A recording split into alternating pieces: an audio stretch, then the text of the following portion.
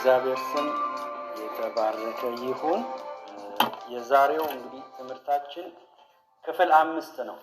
ክፍል 5 የመጨረሻው ዘመን ነው የምናየው። ምናልባት ሼር ስለምናደርግ የደረሳችሁ ሰዎች ካላችሁ ሼር አድርጉ፣ እንደገና ሌላ ሰው እንዲሰማው ማለት ነው። ሼር ማድረግ ምናምን ባንዘነጋ ጥሩ ነው። ለምን ወንጌል ስለሆነ ለብዙ ሰዎች እንዲደርስ ነው። ክብር ለኢየሱስ ይሁን እና ከመጨረሻው ዘመን ትምህርት እንግዲህ እያየን መጥተናል። ብዙ ወደ ኋላ መከለስ እንግዲህ ማባከን ይሆናል። ግን ለምን እንማራለን የመጨረሻው ዘመን በሚል ርዕስ ነው እየተነጋገርን ነበር። ለምንድን ነው ሰው የመጨረሻው ዘመን ትምህርት መማር ያስፈለገው የሚለውን ሐሳብ ነው ይዘን ስንሄድ የነበረው። የእግዚአብሔር ዓላማ በክርስቶስ ዓለምን መጠቅለል ስለሆነ ቅዱሳን ደግሞ ያንን መረዳት እና ማወቅ ስላለባቸው ለዛ ነው የምንማረው እና በትምህርታችን ውስጥ እንግዲህ ስንነጋገር አንዳንድ ኃይል እንደተጨመረልንም እያሰብን ነው አይደለም። እኔ ለራሱ ኃይል ተጨምሮልኛል። ቁጭ ብዬ የመጨረሻው ዘመን ሳጠና ብዙ ለራሴ እንድነቃቃ የሚያደርገው እና ቀጥለን ያለነው ክፍል 2 ካስታወሳችሁ ያለ የሌለን ተስፋ ስለሆነ ተስፋ የክርስቲያን ተስፋ ምድር ላይ አይደለም። ተስፋችን የት ነው? ሰማያዊ ነው። ስለዚህ በዚህ ተጽናኑ ስለተባል በዚህ ቃል እንጽናናለን ማለት ነው። በሶስተኛ ደረጃ ለዝግጅት ይጠቅማል ነው ያልነው። ሰው የመጨረሻው ዘመን ትምህርት ሲማር ይዘጋጃል።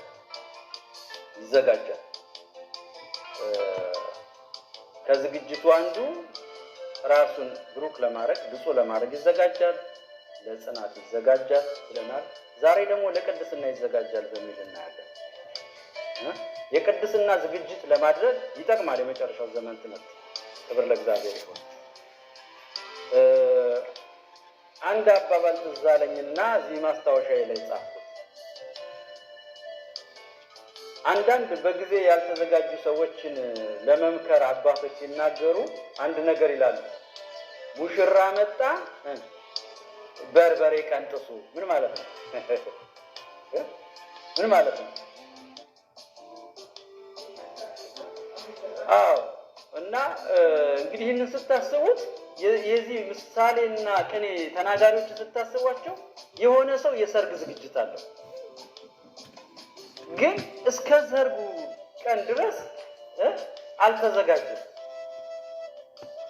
በርበሬ እንግዲህ ከዓመት በፊት የሚዘጋጅ ነው በሀገራችን ለሰርግ። የዛሬ ዓመት ሰርግ ካለ እኔ በድሮ ለወንጌል መዘጋጀት ደግሞ አለብን ቶሎ እና ይሄንን ሰው ስታስቡት ይሄን ምሳሌ የተናገሩ ሰዎች ከዓመት በፊት መዘጋጀት የነበረበትን ሙሽራው ጥሩምባ እየነፋ ሲመጣ ኑ በርበሬ አልተቀነጠሰ።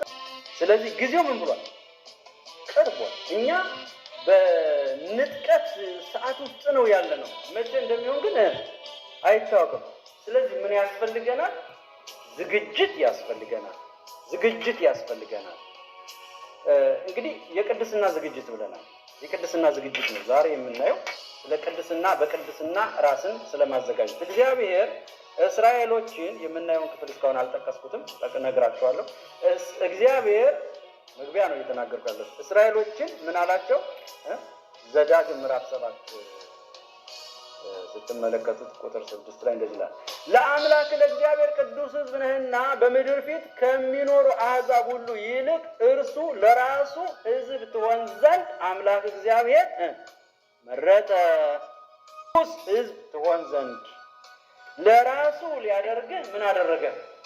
መረጠ። የአዲስ ኪዳን ክርስቲያኖች ሆይ እኛ ደግሞ በክርስቶስ ለእግዚአብሔር ልንሆን ምን አድርግ? ተመረጥን። አይደለም ያልነው? ዓለም በክርስቶስ መጠቅለል ሲያስብ እግዚአብሔር አንዱ እኮ ያደረገው ነገር ምንም ቅዱሳን እንሆን ዘንድ ምን አደረገን ነው የሚለው ኤፌሶን መረጠን ይላል። ስለዚህ የተመረጥን ለምንድን ነው የተመረጥን? ከኔ ጋር ናቸው? ለምንድን ነው የተመረጥን? ለቅድስና ነው የተመረጥን። ስለዚህ ቅዱስ ለመሆን እስከተመረጥን ድረስ ለራሱ ሊያረገን ስለመረጠን መቀደስ አስፈላጊ ነው። ይርዳን እግዚአብሔር። ቅድስና ብዙ ጊዜ አይሰበክም። ቅድስና ግን መሰበክ አለበት። ሰው መቀደስ አለበት። ክብር ለእግዚአብሔር ይሁን። መቀደስ ማለት እኔ እንዳጠናሁት እንግዲህ ሁለት አይነት ትርጉም ነው ያለው። አንዱ ንጹህ መሆን ማለት ነው፣ አንዱ ደግሞ ለእግዚአብሔር መለየት ማለት ነው። ሁለቱም ግን አንድ ነው ለእግዚአብሔር የተለየ የተቀደሰ ስለሆነ።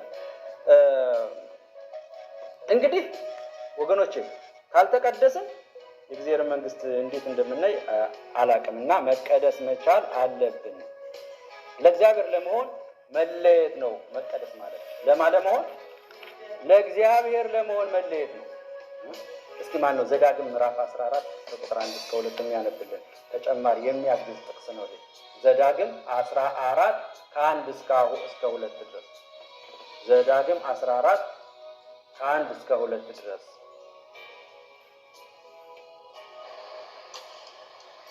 ያወጣ ሰው ማን ያወጣው? አንብቢልኝ ኦክ ብለሽ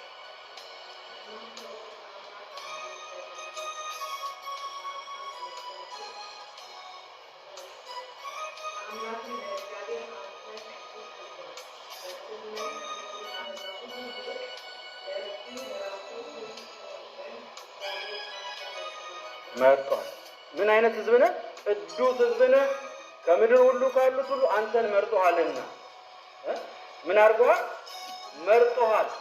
አስታውሱ፣ አትርሱ። ጌታ የተባረከ ይሁን። ተመርጣችኋል። ለማን ልትሆኑ? ለእግዚአብሔር ልትሆኑ። እንግዲህ እስራኤል ምድራዊ ከነዓንን ለመውረስ እየተጓዘ ነው። አንተ ተመርጠሃል።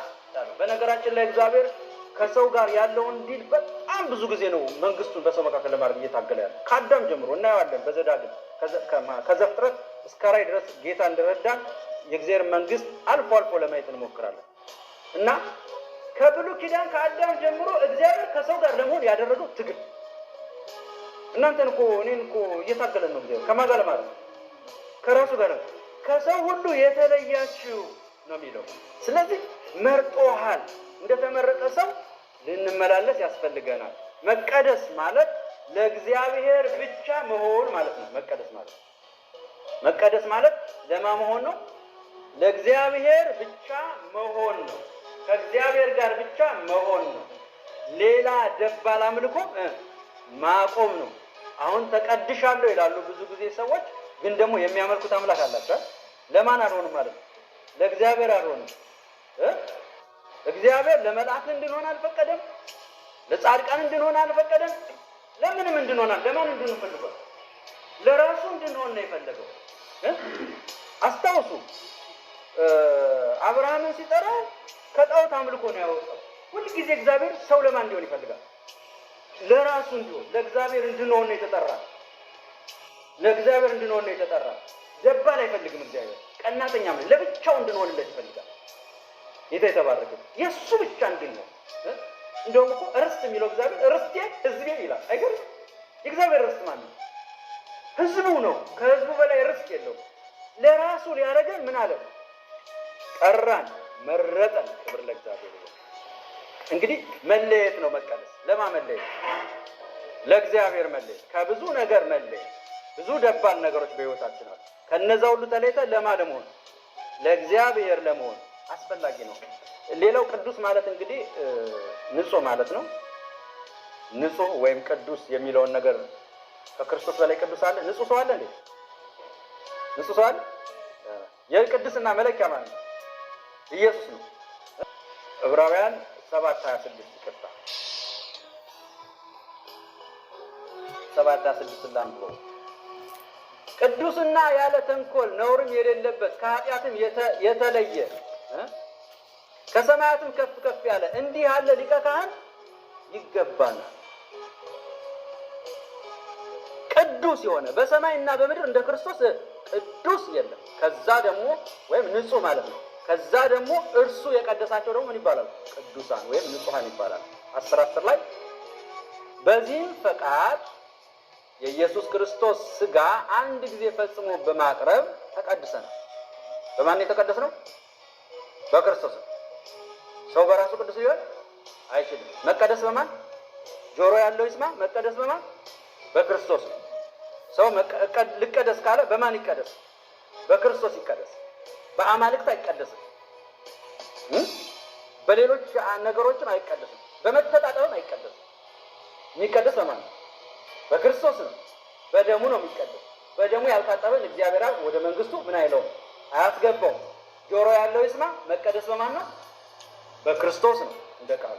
ስለዚህ በክርስቶስ ተቀድሰናል። የምንቀደሰው በማን ነው? በክርስቶስ ነው። ብዙ ሰዎች ለመቀደስ በጣም ብዙ ነገር ያደርጋሉ አይደል? ሰዎች ለመቀደስ ብዙ ነገር ነው የሚያደርጉት። ቅዱስ ነው ለማለት አንዳንድ ጊዜ በውስጣቸው የሌለውን ቅድስና በላያቸው ሊያሳዩን ይሞክራሉ አይደል? በውስጣቸው የለም ግን በላያቸው ምን እንላቸው ይፈልጋሉ? ቅዱስ እንድንላቸው ይፈልጋሉ። እና የሆነ ሾው ይሰራል። በህይወትና በኑሮ መቀደስ ነው የሚያስፈልገው። አቤት ሲሰምር አቤት ሲሰብ ከመባል ይጠብቃቸው። እነሱ ምንዳቸውን በምድር ተቀብለዋል። አንዳንዱ ደግሞ መጽሐፉን በማሳየት በዚህ አርጎ የደብተራ መጽሐፍ አንግቶ በዚህ አነግትና የደብተራ ደብተራው የእግዚአብሔር ሰው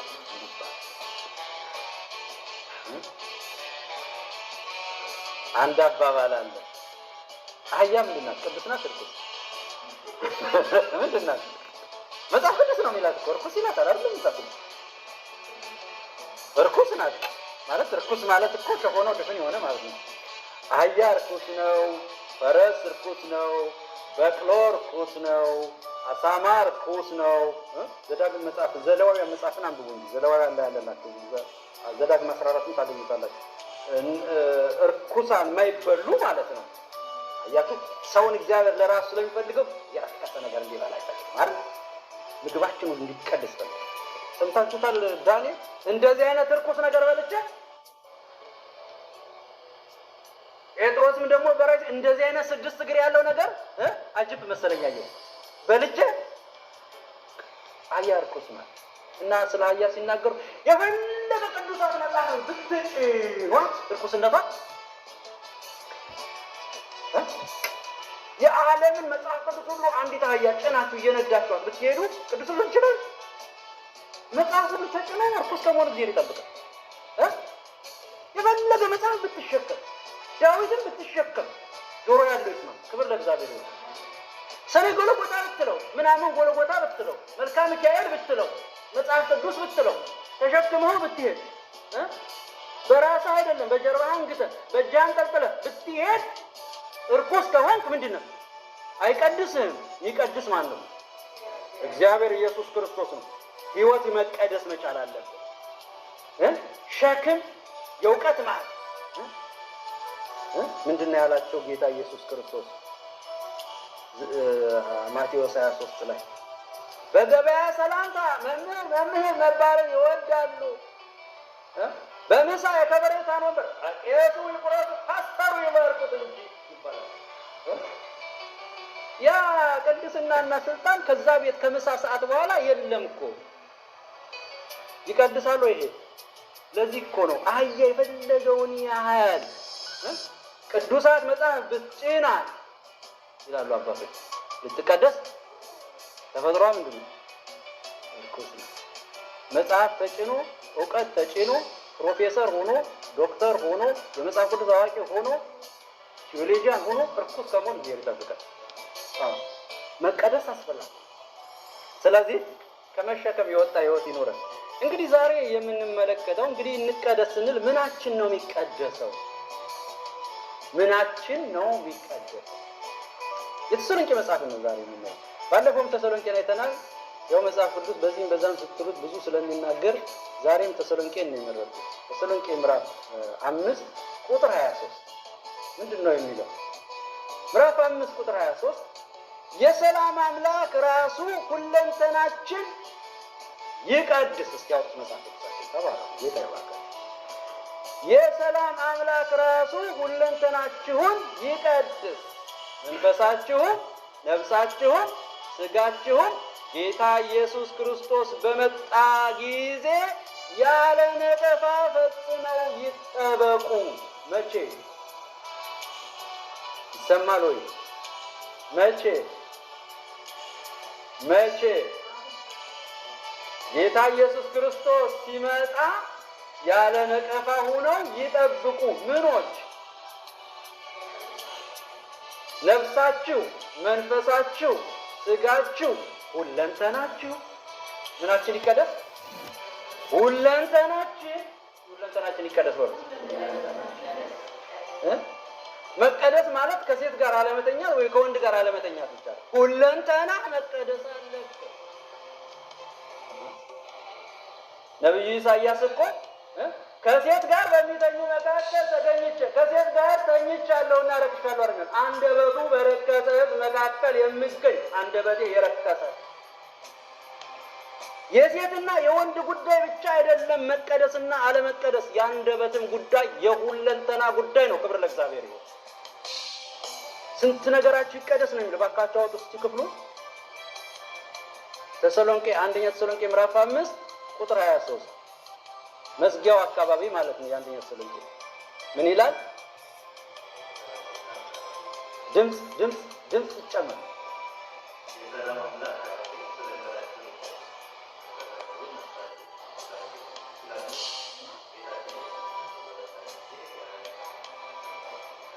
እንዴት ይሁኑ?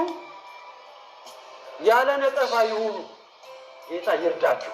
ጌታ ይርዳን። ኢየሱስ ሲመጣ ያለ ነቀፋ፣ በጌታ ፊት ያለ ነቀፋ ያርገን። ይሄ ቃል ኃይል አለው። ያለ ነቀፋ ያርገን እግዚአብሔር።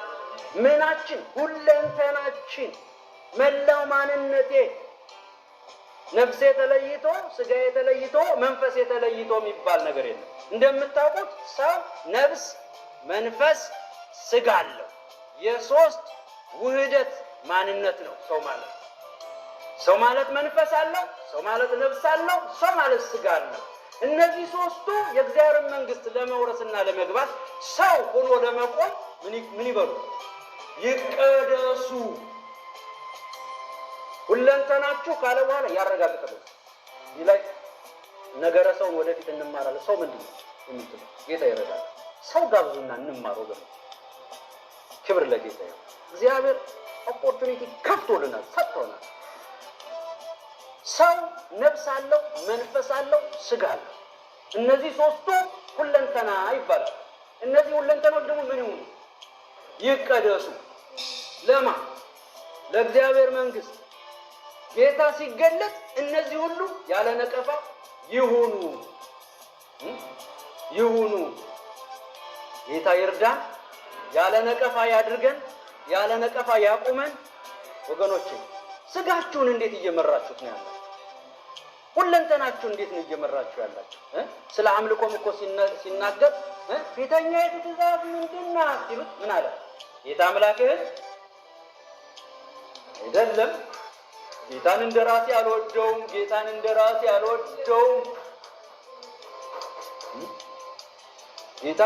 አይደለም። እንዴት ነው ማለት? በፍጹም ነፍስህ፣ በፍጹም ሐሳብህ፣ በፍጹም ማንነትህ ምን አለ? ፍጹም በሆነ ሰብአዊ ማለት እስከ ሞት እኮ ባልንጀራ ነው እንደራሴ ነው። ባልንጀራዬን ከኔ አቻ ወደዋል፣ አምላኬን ከኔ በላይ ነው የምወደው። አሜን ብሎ እግዚአብሔር እንዴት ይወደዳል? ከራሳችን በላይ ነው የሚወደድ። በሁለንተና ይወደዳል። እግዚአብሔር በሁለንተና ይወደዳል። ምክንያቱም እሱ የሁለንተናችን ባለቤት ስለሆነ፣ የእጃችን ባለቤት፣ የእግራችን ባለቤት፣ የነፍሳችን ባለቤት፣ የመንፈሳችን ባለቤት፣ የሁለንተናችን ባለቤት ማን ነው? እግዚአብሔር ነው። እሱ ነው ገጣጥሞ ማሽን ያደረገ። ውሃ ትጠጣለህ፣ አታስብም፣ ትተኛለህ። ኩላሊት ታዟል፣ ውሃ ያጣራል። ኩላሊት ባይሰራ ስንት ሚሊዮን ነው አሉ፣ ውድ ነው አሉ።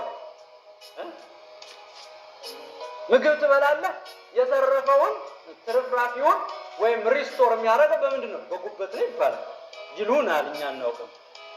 ካዝና ነው አሉ፣ መከዘኛ ሲርብህ እዛ ውስጥ እያወጣ ነው ትበላ።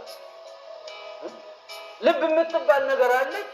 70 ዓመት ከኖርክ 70 ዓመት ሙሉ ዱ እንዳለች እንደ ማሽን የገጠመ እሱ ይመለክ። ክብር ለእግዚአብሔር ይሁን። ስጋ የእሱ ነው፣ የማንም አይደለም። የምናይበት አይን የእሱ ነው፣ የኛ አይደለም። የዛሬ 100 ዓመት እኔ አልነበርኩም፣ ከነ መኖሬም አልታሰብም፣ ግን ፈጠረኝ። ክብር ለኢየሱስ ይሁን። የእሱ ነን ደህንነት ያስተማሩኝ ሰውዬ አንድ ነገር አሉ። እኛ እኮ 2 ጊዜ እሱን አሉ። ስንት ጊዜ? 2 ጊዜ። እንዴት አልኳት። ምሳሌ ልንገርህ። አንድ የሆነ ሰፈር ልጅ የሆነች ትንሽ ጀልባ ሰራ። ከዛችን ጀልባ ባህር ላይ ያደረገ ሲጫወትባት ነፋስ መጣና ወሰደበት። ከዛ ሰፈር በጣም አዝኖ ሲፈልግ ስላጣ በከተማ ባሉ ሱቆች ይዞር አንድ ጊዜ የራሱን ጀልባ ተቆጣየ። እቺ የኔ ናት ኖ የሆነ ሰው አምጥቶን የሸጠልኝ አለ ባለሱቅ። ስጠኝ ቢል እሺ ልግዛ። የራሱን ጀልባ ምን አደረገ? እቺ ጀልባ 2 ጊዜ ማን ነው? አንድ ጊዜ ሰራ ወንድሜ እሺ፣ 2 ጊዜ በኢየሱስ ገዛ። ስንት ጊዜ እሱ ነው? 2 ጊዜ እሱ ነው። ክብር ለእግዚአብሔር ይሁን። 2 ጊዜ የኢየሱስ ነው። ስለዚህ ሁለንተናችን ምን ይሁን? ይቀደስ። ሁለንተናችሁን ቀድሱ፣ መንፈሳችሁን ቀድሱ። መንፈስ ማለት ሐሳብ ጌታ የተባረከ ትሄዳላችሁ። ጌታ አምላክን በፍጹም ልብ፣ በፍጹም መንፈስ፣ በፍጹም ሐሳብ ምን አድርገን ነው ወደ አምልኮ በመንፈስ ነው አይደል? በመንፈሳችን ነው የምናመልከው፣ በእውነትና በመንፈስ እግዚአብሔር አምላክ ይርዳን። ስለዚህ የምንቀድሰው ምናችን ነው ስንል ሁለንተናችን ነው። ሁለንተናችን የተቀደሰ ይሁን። መቼ? አሁን ጌታ አሁን ሊመጣ ስለሚችል መቼ? አሁን አሁን ከሁለንተና መካከል እንደው በዚህ ዘመን ማን ይቀደስ ብትሉ ማን ይቀደስ ብላችሁ ትናገራላችሁ? አንደበት ይቀደስ፣ አንደበት ይቀደስ፣ አንደበት ይቀደስ። እንግዲህ እናንተ ባመጣችሁት ልናገር ነው። አንደበት ይቀደስ። አንደበት ምን ይበል እስቲ? ማን ነው ያዕቆብ ምዕራፍ 3 ቁጥር 8 ነው የሚያነብ? አንደበት ይቀደስ፣ አንደበት ይቀደስ። አገር አጥፊ ነው አንደበት። ቀድሱት፣ ጌታ ይርዳል።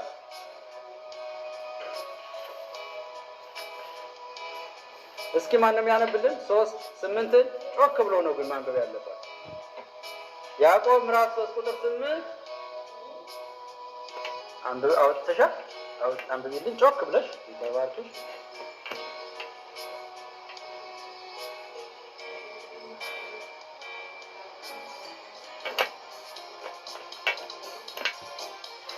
አንደበትን ሊገራ ማንም ሰው አይችልም። ቀጥይ። መርዝ አለበት ይላል። እሺ ክፋት ነው። እሺ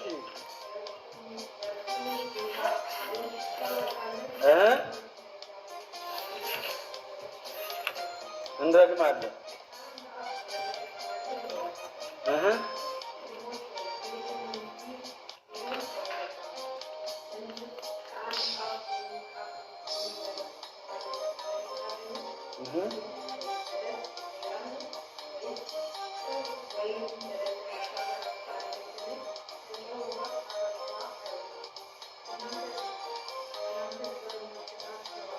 ከቁጥር 6 ጀምሬ ሌላ ነው። ጌታ ይባርክ። አንደበት እሳት ነው። ምንድነው?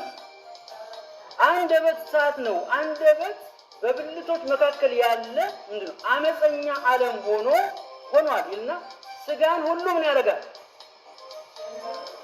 ያሳድፋል። ስጋ ምን ያደርጋል? አውጣቷል። ያዕቆብ ምዕራፍ 3 ምን ያደርጋል? ያሳድፋል። በሳሙና የሚጠራ ይሆን? ሁሉ ምን ያደርጋል? ያሳድፋል፣ ያቆሽሻል፣ የፍጥረትን ሩጫ ያቃጥላል። ምን እንደም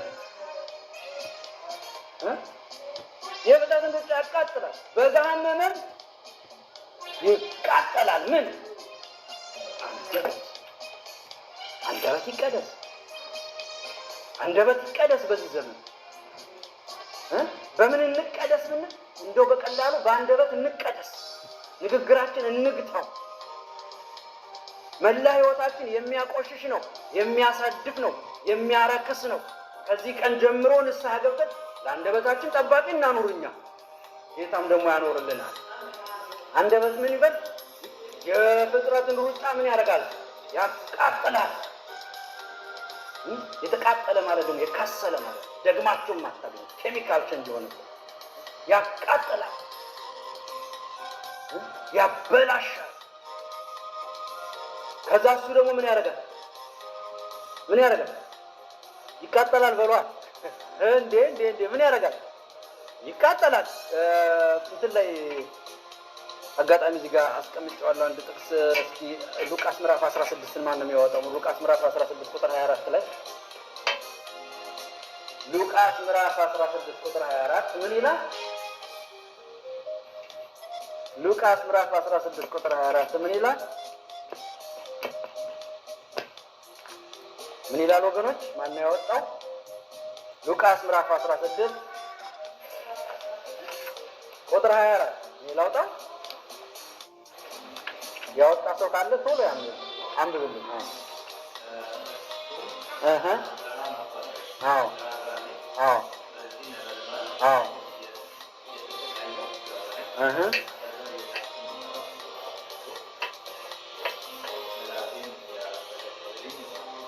ምኑን ያቀጥልልህ? የት ውስጥ ነው ያለው? ሰውዬው የት ነው ውስጥ ነው ያለው?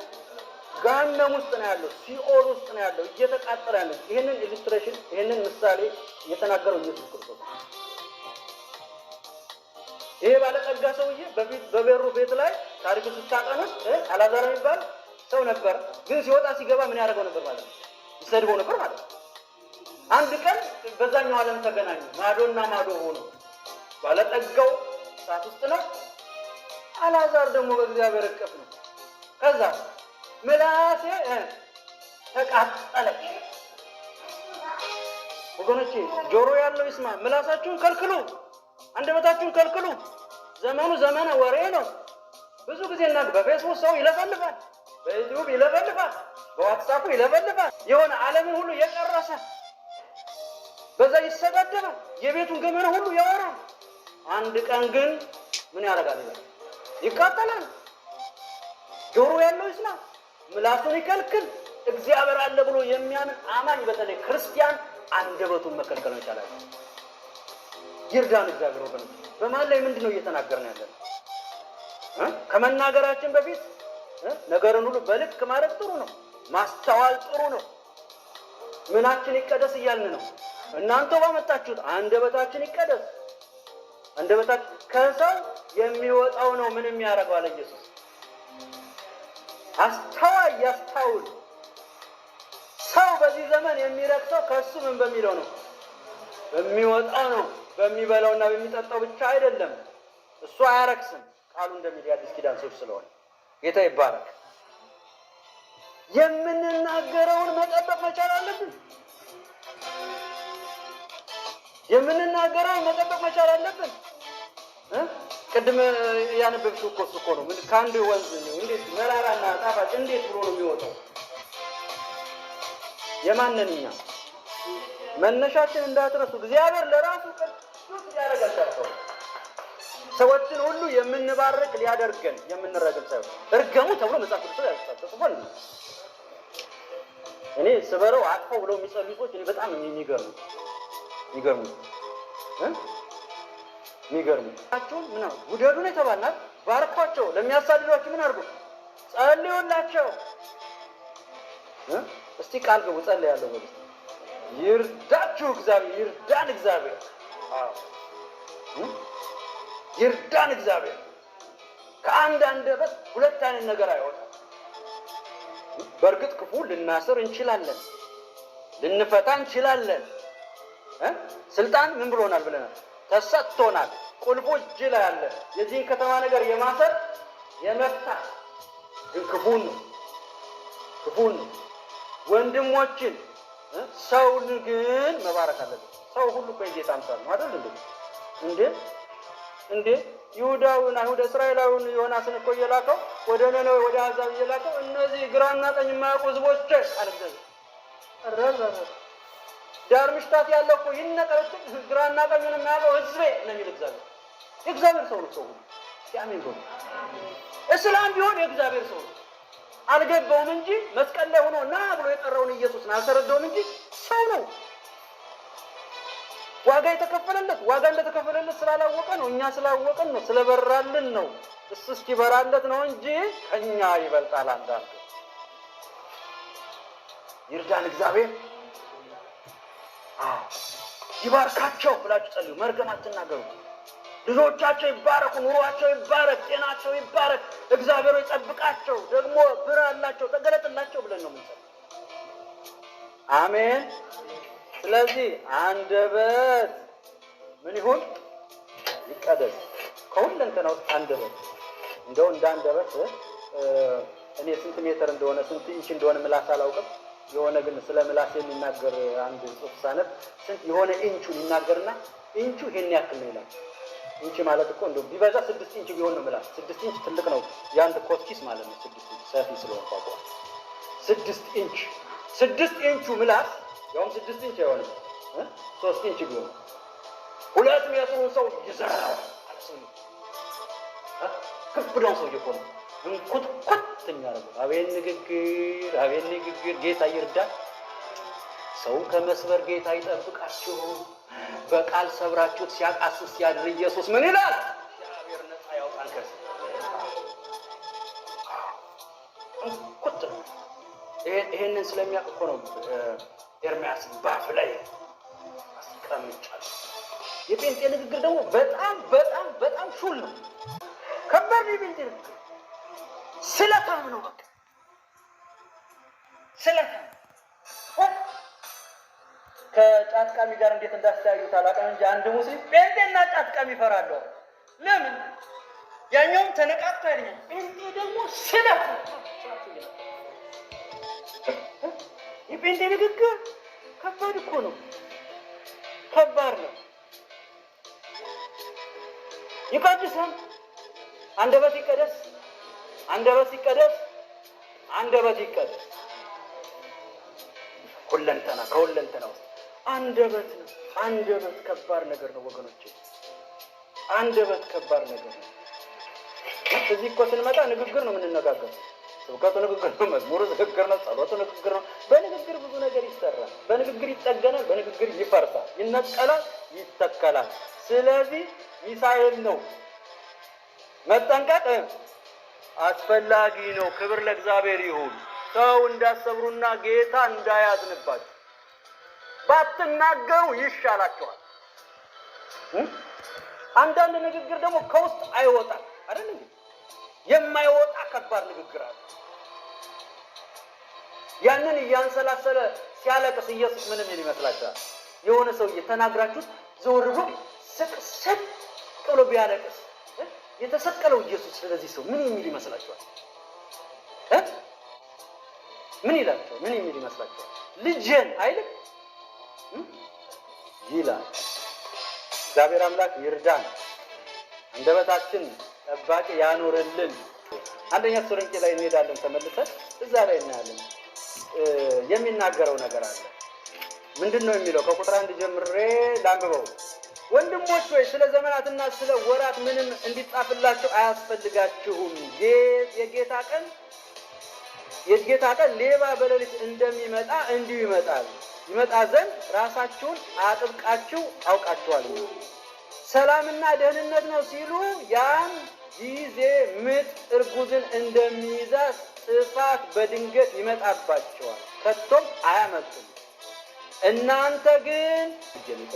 እናንተ ግን ወንድሞች ሆይ ቀኑ እንደ ሌባ ይደርስባችሁ ዘንድ በጨለማ አይደላችሁ፣ ሁላችሁ የብርሃን ልጆች የቀንም ልጆች ናችሁ ካለ በኋላ እኛ ከሌሊት ወይም ከጨለማ አይደለንም። እንግዲህ ምን እናድርግ? እንንቃ በሉ። እንግዲህ ምን እናድርግ? እንንቃ። እነዛ የዚህ ዓለም ገዥ ምን አድርጓቸው ነው?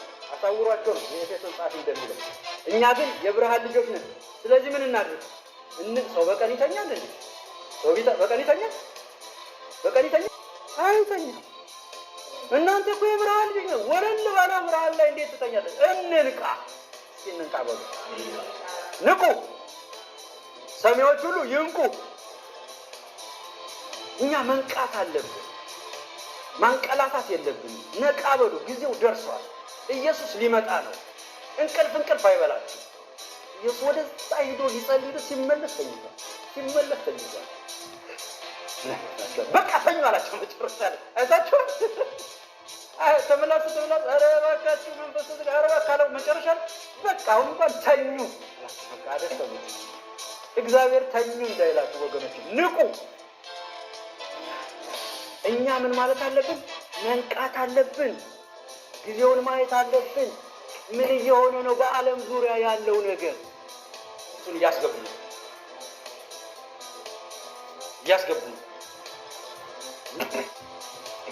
ሰው ቦርሳ ማያንጠለጥል የብር ካርድ ማይዝ የባስ ካርድ ማይዝ ምን ላይ ነው ማለት እንትን ላይ መዳፍ ላይ ነው ማለት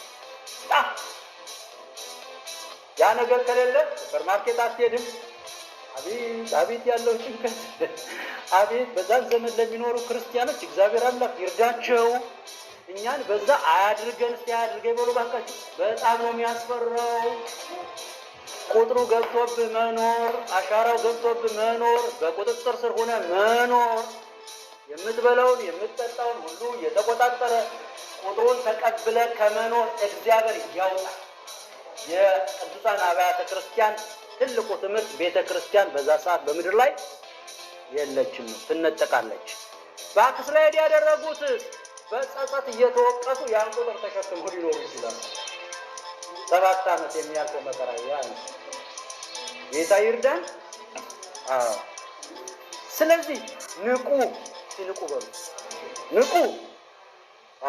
መንቃት መቻል አለበት። ጊዜው ደርሷል። መንቃት ማለት ደግሞ አንደበትን ምን ማለት መቀደስ ነው። ሁለንተና መንፈስን አትበሳጩ፣ በሰው ላይ አትጣሉ፣ ከሰው ጋር ወገኖች እንቅፋት አትሁኑ። ጊዜ ደርሷል። ወደ ኖህ መርከብ የገቡት እነዛ ንጹህ የሆኑ ናቸው፣ የሰሙት ናቸው። ወደዛ ለመግባት ተዘጋጁ ወገኖች። እግዚአብሔር አምላክ ይርዳን። ንቁ ይልና በመጠንም ደግሞ ኑሩ፣ ለኩት። ጌታ ይባረክ። ንግግር ይለካ፣ መጠን ይሁን። ኮሚኒኬሽንም ዘንድሮ ያው በልክ ካልሆነ በግሬንስ ካልሆነ አስቸጋሪ ነው። ነገር ሁሉ በግሬንስ አደ በጀርመንኛ በልክ አለ፣ በመጠን ኑሮ። ጌታ ይርዳ። አታገበስብሱ። ጌታ ደግሞ አያሳጣም። ጌታ የተባለ ያሳጣናል። ጻድቅ ተርቦ ዘሩ እህል ሲለምን አላይ። እኔ ምሳሌ ነኝ ወገኖች። እኔ አላውቅም እኔ ተበድሬም አላውቅም፣ ለምኜም አላውቅም። ዘመኔን ጌታን እንዳገለገልኩ ነው። ክብር ለእግዚአብሔር ይሁን። ጎሎ አያውቅም። ተርቦ ዘሩ ስለምን አላየው የሚለው በራሴ ነው። ልክ ነው የምለው የቃ ጎሎብኛል። የታክሲ ተበድሬ አላውቅም። ጌታ የተባረከ። አንድ ቀን ተበድሬ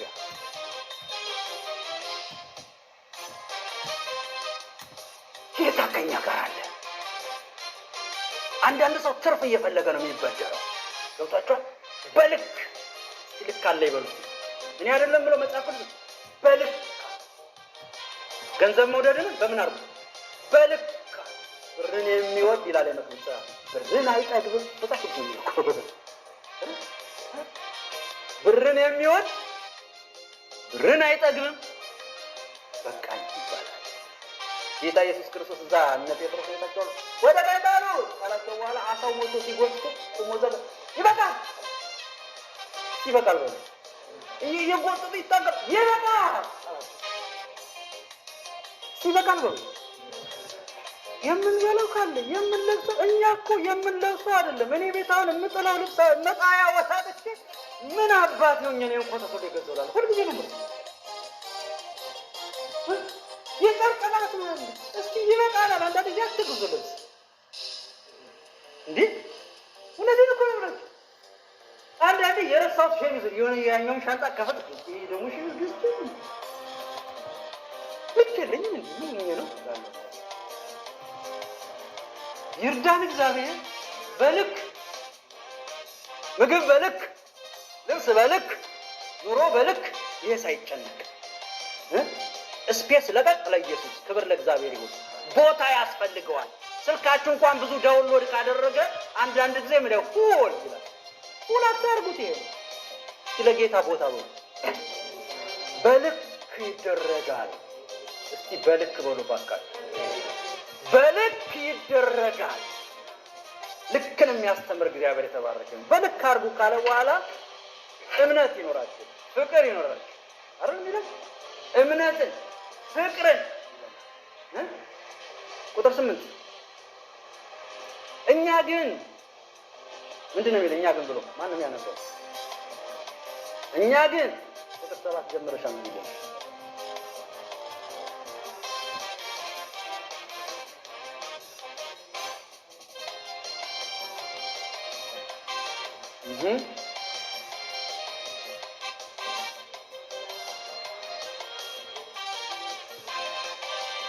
በመጠን ነው እምነትን ጌታን ማመንን። ክብር ለእግዚአብሔር ይሁን። እምነት ስንል ኤክስትሪም የሆነ እምነት አይደለም። ጌታን የሚፈታተን እምነት አለ።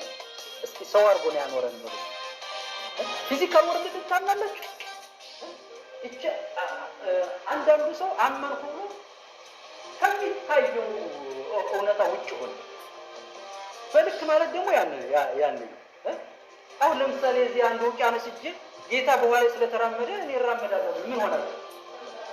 ቻው ወዳጄ ነገር ሁሉ በልክ አር እንዴ የምን ባለፈው ተምረናል። ምንድነው የሚለው? እምነት በልክ ነው።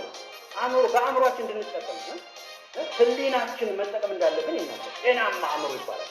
ጤናማ ለጢሞቴዎስ እንደታ ጤናማ አእምሮ በጎ ህሊና ይኖሩ። አንዳንዶች አእምሮአቸውን ስተው በእምነት ነገር ጠፍተዋል ይላል። አሁን ስራ ሳትሰራ ዝም ብዬ ቁጭ ብዬ ገንዘብ ምን ይመጣል?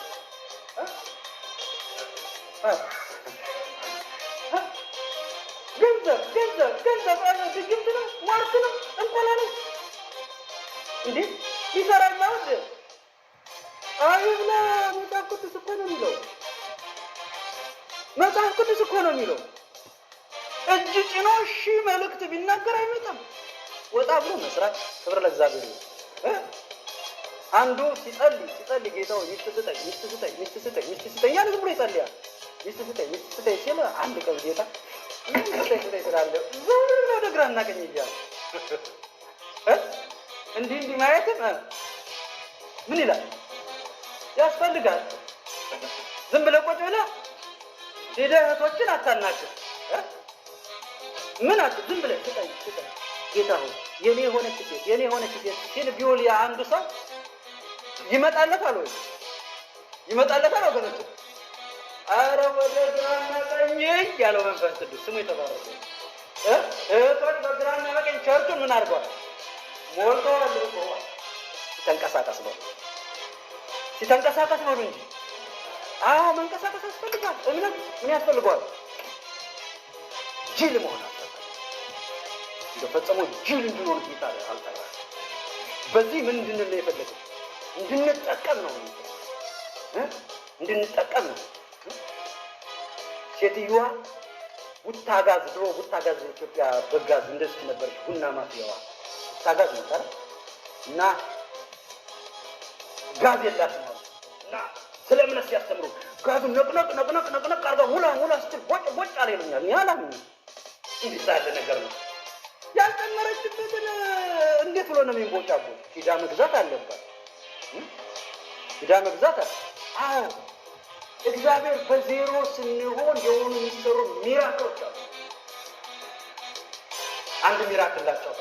በልጅነት የገጠመኝ በጣም ተአምር አንድ ሰው እንድኖበታል ይዘምራል። ወደ ገጠር ስንሄድ ድንጋይ የሚባል ነገር የለም፣ ሜዳ ነው እና ስንሄድ የሰፈሩ ውሾች ተጠባሉ። የገጠሩ ሰረም ግልጽ ከዚህኛው ሰፈር ከዛኛው ሰፈር ከፊታችን ጋር ውሻ አንዱ ከጮኸ ሁሉም ይጮኻሉ። ታውቃለህ። ተሰብስበው ሲመጡ ዛፍ የለም። ጀነት አስተማሪ የነገረ ይችላል። በኢየሱስ ስም በለው፣ በጌታ በኢየሱስ ስም በጀነት ሁሉም ውሾች ቆሙ። አዲስ ክርስቲያን ለዚህ ሚራክል ለምን መውጫ ዛፍ የለኝም? ታምር ያስፈልጋል። ድንጋይ የለም መከላከያ፣ ታምር ያስፈልጋል። ቀጥ አሁን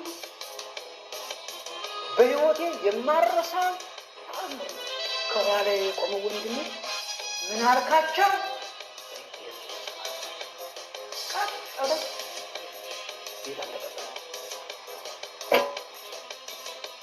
እምነት የምንጠቀምበት ታይም አለ።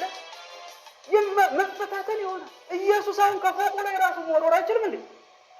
አይችልም አይደለም? መወርወር አየር ላይ ሆኖ ትርኢት ማሳየት አይችልም ነበር? ተወርወር ሲል አይችልም ነበር? አያችሁን?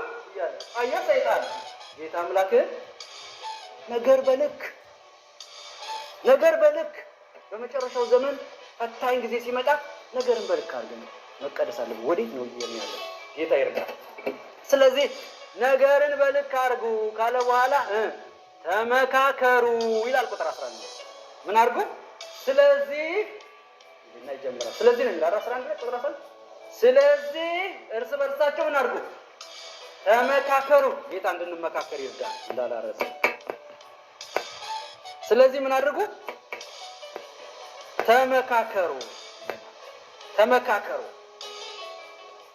መመካከር መደጋገፍ ያስፈልጋል። መደጋገፍ አንዱ ለቅድስና ሰው መመካከር አለበት።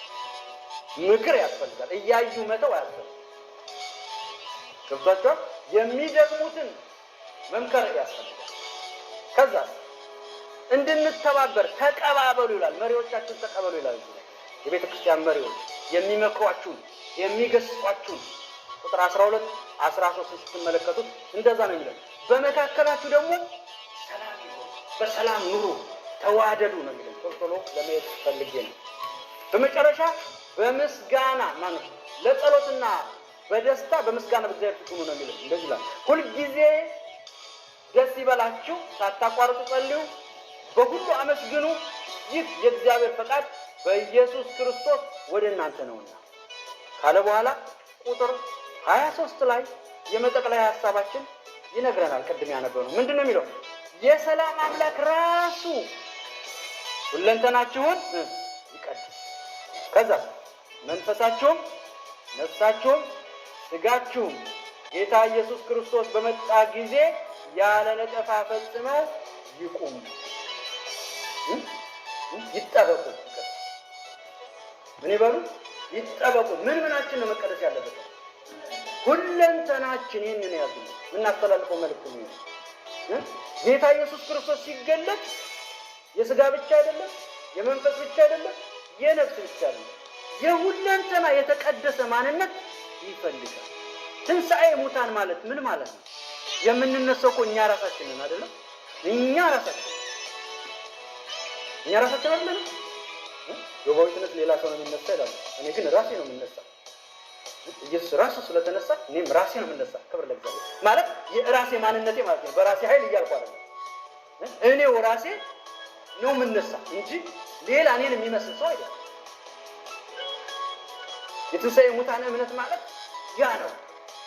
ስነሳ ደግሞ ለመንግስቱ የሚፈልገው ኢየሱስ መንፈሱ፣ ነፍሱ፣ ስጋው፣ ሁለንተናው የተጠበቀ የተቀደሰ እንዲሆን ነው። እስኪ ተቀደሱ ነው። የሁለንተና መቀደስ አስፈላጊ ነው። ዛሬ እንግዲህ ስለ ቅድስና ነው ያወራ ነው።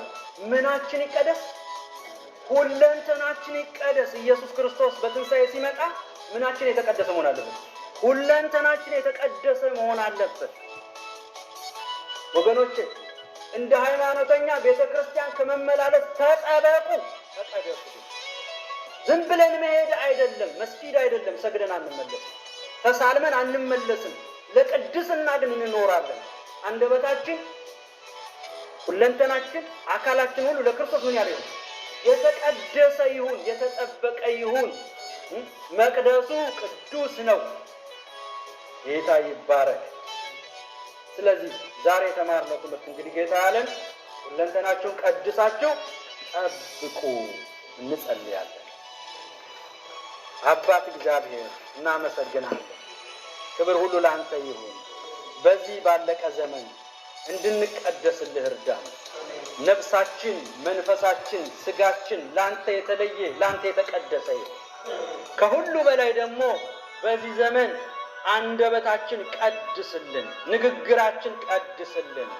በምንዘምርበት ሰው እንዳንረግም፣ በምንዘምርበት ሰው እንዳንሰድብ ጌታ እግዚአብሔር ሆይ አንደበታችንን ቀድስልን። የአንደበታችን ጠባቂ አኖርልን። ይህንን የሚሰሙ ሁሉ ጌታ እግዚአብሔር ሆይ ለቅድስና እንዲነሱ እንጸልያለን። የእስራኤል ቅዱስ ሆይ አንተ ቅዱስ ነህና እኛም እንድንቀደስ እርዳን። በገሃነም የምትወድቅ እንዳትሆን ምላሳችን፣ የምትቃጠል እንዳትሆን ጌታ እግዚአብሔር ሆይ አንደበታችን ቀድስ፣ ሕይወታችን ቀድስ። እንደተማርነው ሁለንተናችን ቀድስልን። አቅም ደግሞ ስጠን። ስለረዳህ እናመሰግንሃለን። ጊዜያችንን ባርክልን። ክብር ላንተ ይሁን። በኢየሱስ ክርስቶስ ስም አሜን። ጌታ ኢየሱስ ይባርካችሁ።